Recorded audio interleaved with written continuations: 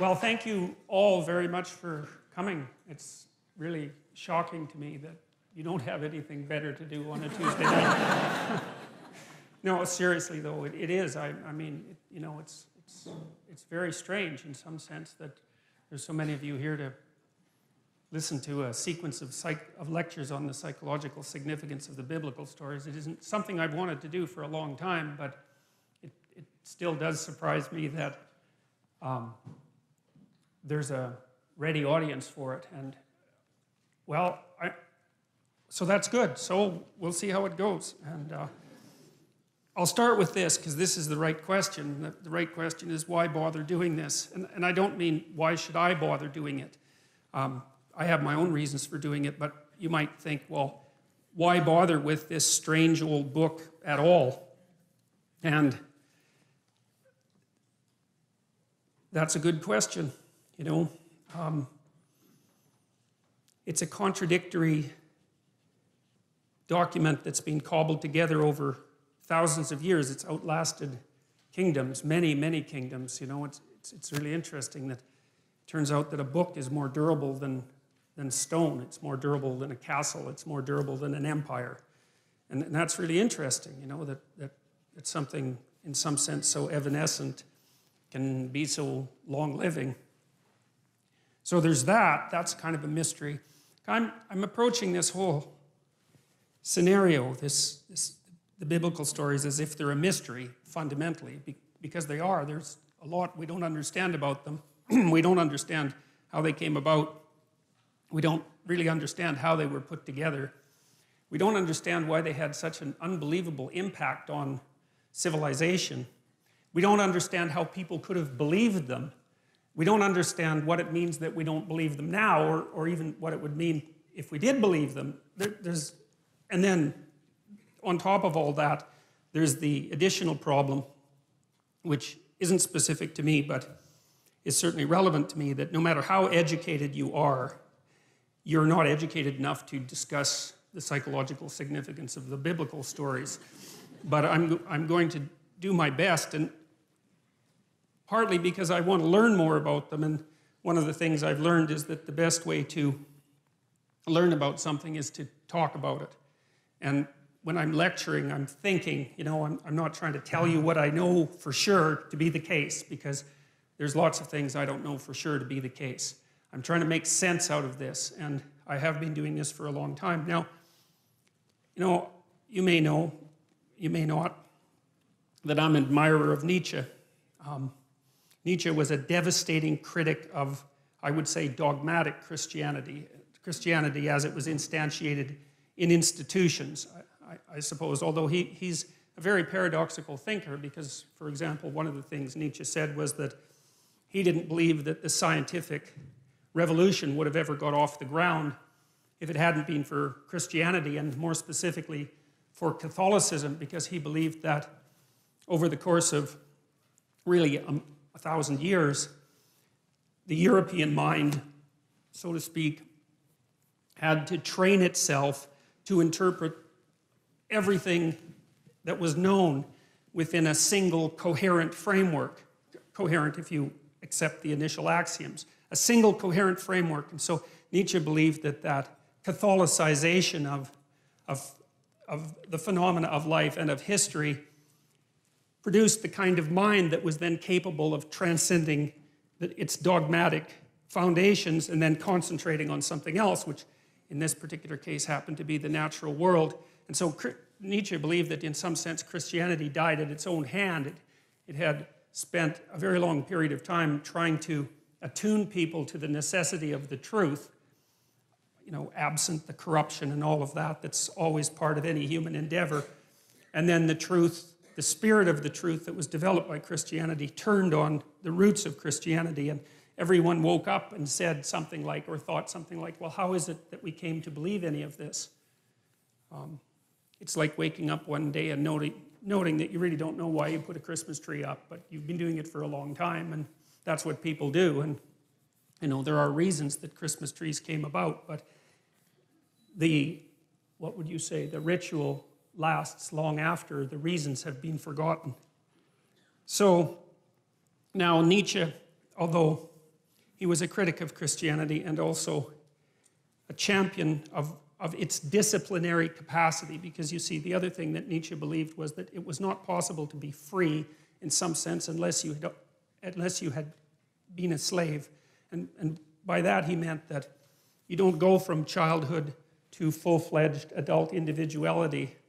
You go from childhood to a state of discipline, which you might think is akin to slavery, to self-imposed slavery. That would be the best scenario, where you have to discipline yourself to become something specific before you might be able to reattain the generality that you had as a child.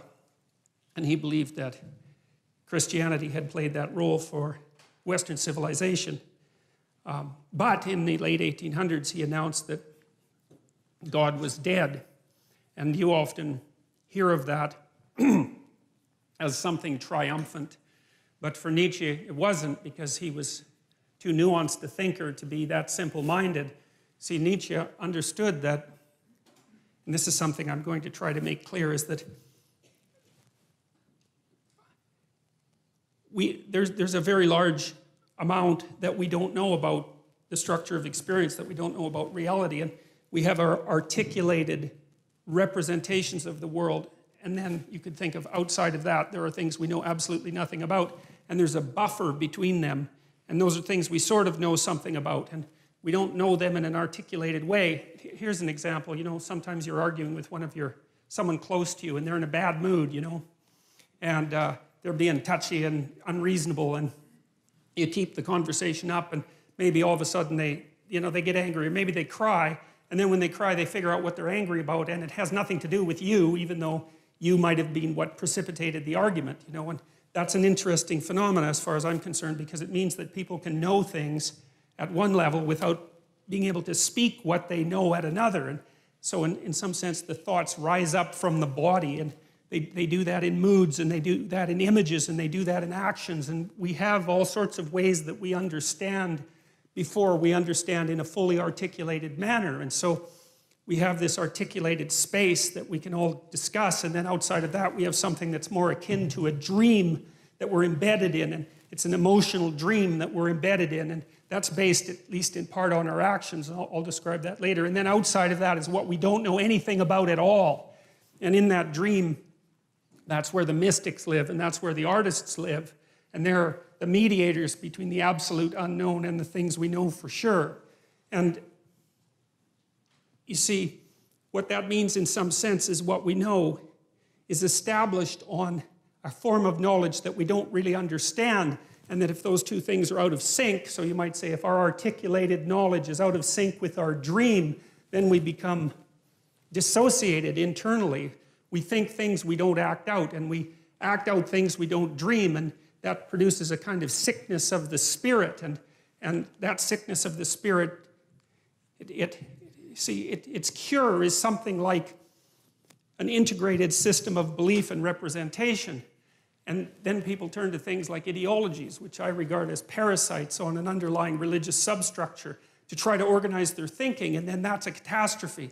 And that's what Nietzsche foresaw. You see, he knew that when we knocked the slats out of the base of Western civilization by destroying this representation, this God ideal, let's say, that we would destabilize and move back and forth violently between nihilism, let's say, and the extremes of ideology. He was particularly concerned about radical left ideology, you know, and believed and predicted this in the late 1800s, which is really an absolute intellectual tour de force of staggering magnitude, predicted that in the 20th century that hundreds of millions of people would die because of the replacement of these underlying dreamlike structures with this rational but deeply incorrect representation of the world. And, you know, we've been oscillating back and forth between left and right in some sense ever since, and, you know, with some good sprinkling of nihilism in there and despair. And in some sense, that's the situation of the modern Western person, and increasingly of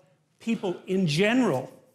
You know, I think part of the reason that Islam has its backup with regards to the West to such a degree, I mean, there's many reasons, and not all of them are valid, that's for sure, but one of the reasons is that, you know, they being still grounded in a dream, let's say, they can see that the rootless questioning mind of the West poses a tremendous danger to the integrity of their culture. Now, and it does. I mean, Westerners, us, we undermine ourselves all the time with our searching intellect, and I'm not complaining about that. You know, I mean, there isn't anything easy that can be done about it, but it's still a sort of fruitful catastrophe, and you know, it has real effects on people's lives. It's not some abstract thing, you know. I mean, lots of times when I've been treating people for depression, for example, or anxiety, they have existential issues, you know. It's not just some psychiatric condition. It's not just that they're tapped off of normal because their brain chemistry is faulty, although, you know, sometimes that happens to be the case. It's that they are overwhelmed by the suffering and complexity of their life, and they're not sure why it's reasonable to continue with it. You know, they can feel the terrible negative meanings of life, but are skeptical beyond belief about any of the positive meanings. I had one client who was a very brilliant artist, and as long as he didn't think, he was fine, you know, because he'd go and create, and he was really good at being an artist. He just, you know, he had that personality that was continually creative and quite brilliant, although he was self-denigrating. But as soon as he started to think about what he was doing, then, you know, it's like a drill or a saw or something like that. He'd saw the branch off that he was sitting on because he'd start to criticize what he was doing, even the utility of it, even though it was sort of self-evidently useful. And then it would be very, very hard for him to even motivate himself to create. And he always struck me as a good example of the consequences of having your rational intellect divorced in some way from your being, divorced enough so that it actually questions the utility of your being. And it's not a good thing. It's not a good thing. And it's really not a good thing because it manifests itself not only in individual psychopathology, but also in social psychopathology. And that's this proclivity of people to get tangled up in ideologies, which I really do think of as they're like crippled religions. That's the right way to think about them. They're like a religion that's missing an arm and a leg but can still hobble along, and it provides a certain amount of security and group identity, but it's warped and twisted and demented and bent, and it's a parasite on something underlying that's rich and true, and that's how it looks to me anyways. And so I think it's very important that we sort out this problem.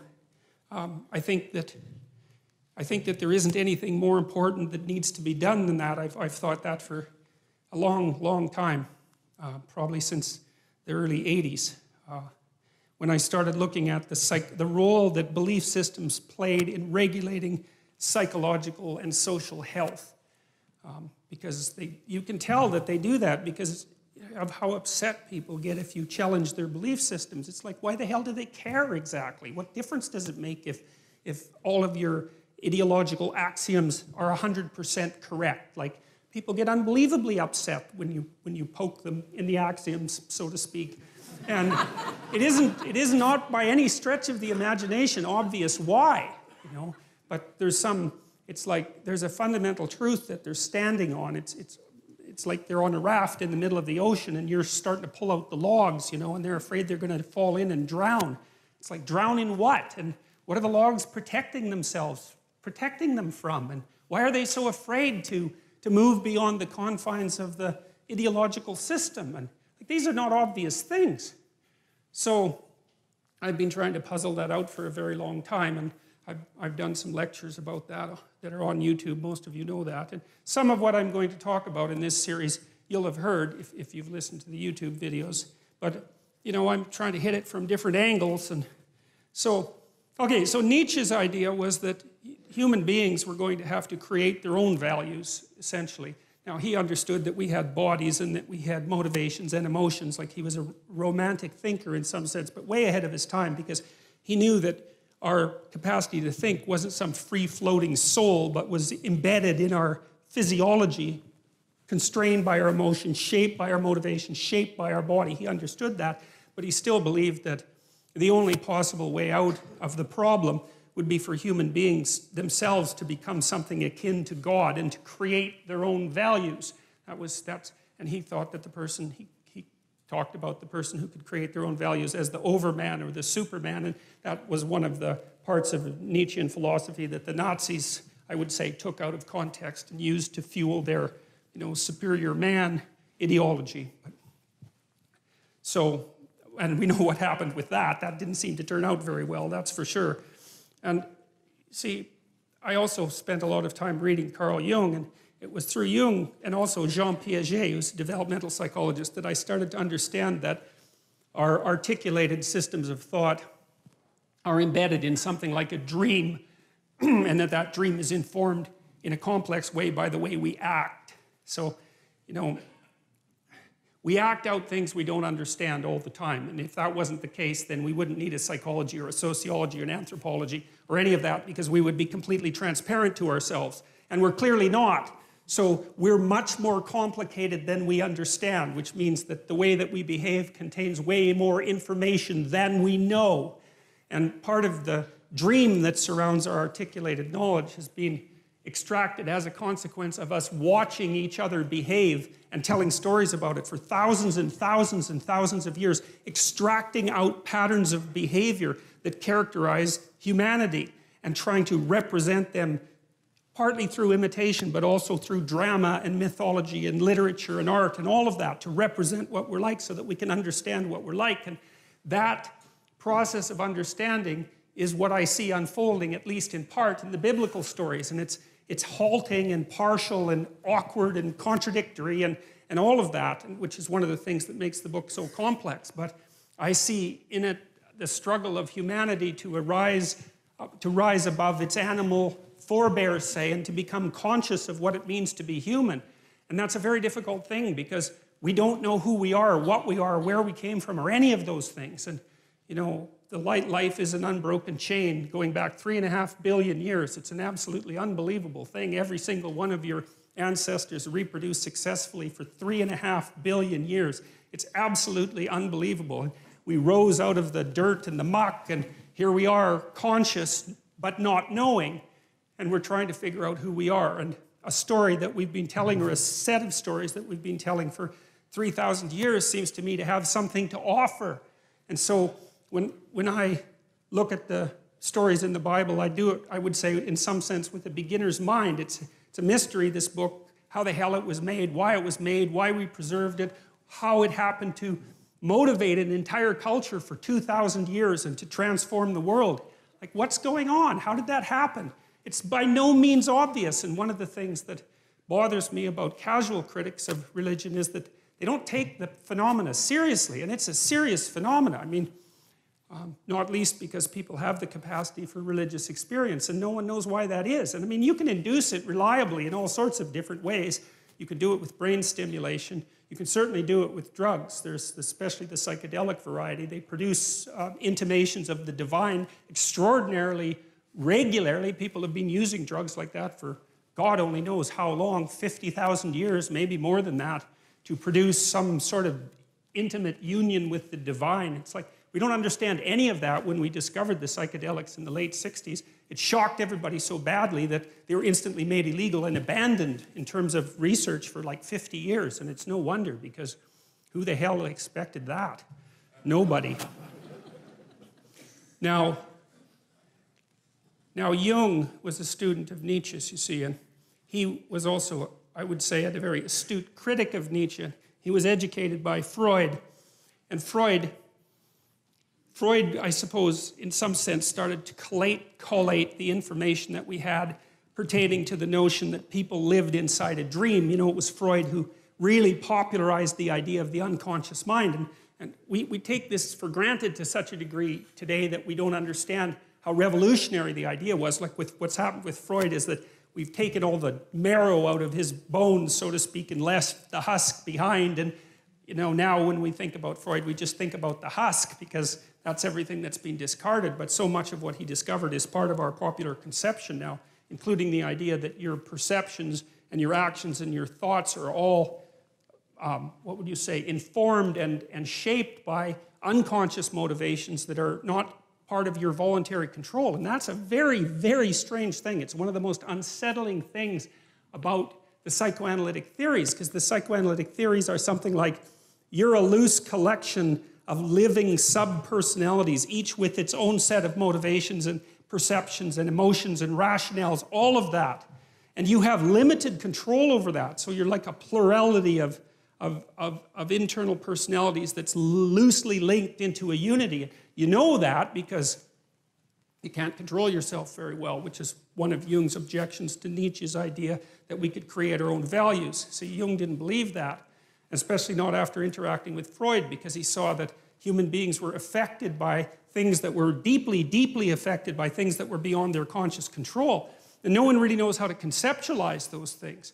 You know, the cognitive psychologists think about them in some sense as computational machines. And the ancient people, I think, thought of them as gods, although it's more complex than that. Like rage would be a god. Mars, the god of rage, that's the thing that possesses you when you're angry. You know, it has a viewpoint and it says what it wants to say, and that might have very little to do with what you want to say when you're being sensible. And it doesn't just inhabit you, it inhabits everyone, and it lives forever, and it even inhabits animals. And so it's this transcendent psychological entity that inhabits the body politic like a thought inhabits the brain. That's one way of thinking about it. It's a very strange way of thinking, but it certainly has its merits. And those things, well, in some sense, those are deities, although it's not that simple. And so Jung got very interested in dreams and started to understand the relationship between dreams and myths, because he would see in his clients' dreams echoes of stories that he knew because he was deeply read in mythology. And then he started to believe that the dream was the birthplace of the myth, and that there was a continual interaction between the two processes, the dream and the story, and storytelling. And, well, you know, you tend to tell your dreams as stories when you remember them. And some people remember dreams all the time, like 2 or 3 a night. I've had clients like that, and they often have archetypal dreams that have very clear mythological structures. I think that's more the case with people who are creative, by the way, especially if they're a bit unstable at the time, because the dream tends to occupy the space of uncertainty and to concentrate on fleshing out the unknown reality before you get a real grip on it. So it's like the dream is the birthplace of thinking. That's a good way of thinking about it. And so because it's the birthplace of thinking, it's not that clear. It's doing its best to formulate something. That was Jung's notion, as opposed to Freud, who believed that there were censors, internal censors, that were hiding the dream's true message. That's not what Jung believed. He believed the dream was doing its best to express a reality that was still outside of fully articulated conscious comprehension. It was, because you think, look, a thought appears in your head, right? That's obvious. Bang, it's nothing you ever ask about. But what the hell does that mean? A thought appears in your head. What kind of ridiculous explanation is that? You know, it just doesn't help with anything. Where does it come from? Well, nowhere. It just appears in my head. Okay, well, that's not a very sophisticated explanation, as it turns out, you know? And so you might think that those thoughts that you think, well, where do they come from? Well, they're often someone else's thoughts, right? Someone long dead, that might be part of it, just like the words you use to think are utterances of people who've been long dead. And so you're informed by the spirit of your ancestors. That's one way of looking at it. And your motivations speak to you, and your emotions speak to you, and your body speaks to you. And it all does all that, at least in part, through the dream. And the dream is the birthplace of the fully articulated idea. They don't just come from nowhere, fully fledged, right? They have a developmental origin, and God only knows how lengthy that origin is. Even to say something like, I am conscious, you know, that's taken... Chimpanzees don't say that. You know, it's been 7 million years since we broke from chimpanzees, something like that from the common ancestor. You know, they have no articulated knowledge at all. They have very little self-representation in some sense, and very little self-consciousness. And that's not the case with us at all. And we had to painstakingly figure all of this out during that, you know, 7 million year voyage. And I think some of that's represented and captured in some sense in these ancient stories, which I believe were part of, especially the oldest stories in Genesis, which is the stories we're going to start with, that some of the archaic nature of the human being is encapsulated in those stories, and it's very, very instructive as far as I can tell. I can give you just a quick example. You know, there's an idea of sacrifice in the Old Testament, And it's pretty barbaric, you know. I mean, the story of Abraham and Isaac is a good example of that, because Abraham is called on to actually sacrifice his own son, which doesn't really seem like something that a reasonable God would ask you to do, right? And the God in the Old Testament is frequently cruel and arbitrary and demanding and paradoxical, and which is one of the things that really gives the book life, because it wasn't edited by a committee, you know, a committee that was concerned with not offending anyone, that's for sure. So